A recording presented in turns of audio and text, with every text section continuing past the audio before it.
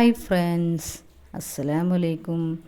ഇന്നത്തെ വീഡിയോയിലേക്ക് എല്ലാവർക്കും സ്വാഗതം.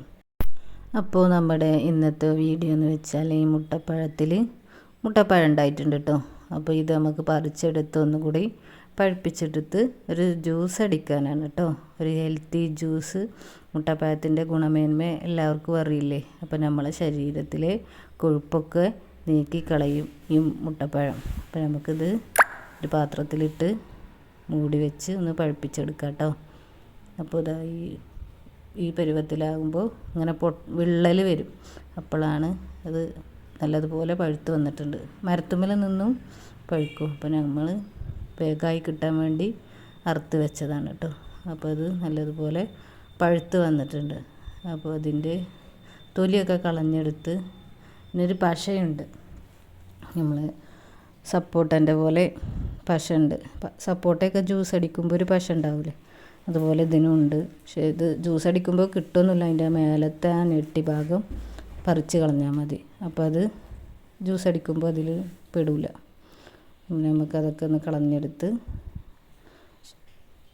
ഫ്രഷാക്കി എടുക്കാം ജ്യൂസ് അടിക്കാൻ.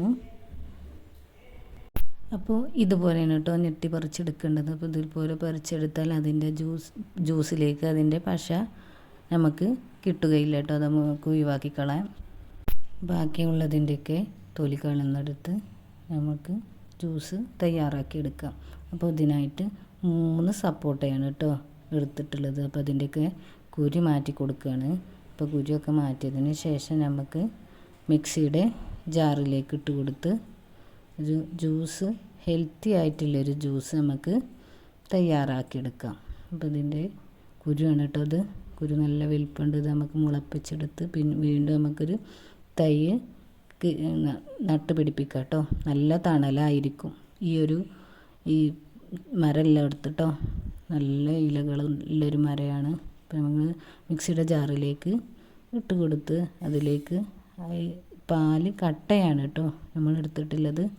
അത് പിന്നെ പഞ്ചസാരയും ഇട്ട് കൊടുത്ത് നമുക്കിത് ജ്യൂസാക്കി എടുത്തിട്ട് ഗ്ലാസ്സിലേക്ക് നമ്മുടെ ജ്യൂസ് റെഡി ആയിട്ടുണ്ട് കേട്ടോ. അപ്പോൾ ഇത് 2 ഗ്ലാസ് എടുത്ത് അതിലേക്ക് ഒഴിച്ച് കൊടുക്കുകയാണ് കേട്ടോ. നമുക്ക് കസ്കസ് ഉണ്ടെങ്കിൽ അതും ആഡ് ചെയ്യാവുന്നതാണ്. എൻ്റെ കയ്യിലില്ലാത്തത് കൊണ്ടാണ് ഞാൻ കസ്കസ് ഇട്ട് കൊടുക്കാത്തത്.